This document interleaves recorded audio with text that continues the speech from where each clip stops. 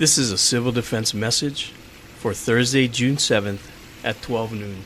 Hawaiian Volcano Observatory reports that vigorous lava eruptions continue in the lower East Rift Zone.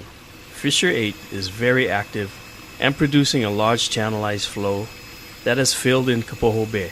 The channel is overflowing occasionally northward through the remaining areas of Kapoho Beach Lots. The ocean entry is sending a large laze plume into the air along the coastline. Due to the current volcanic activity, the following is provided for your information.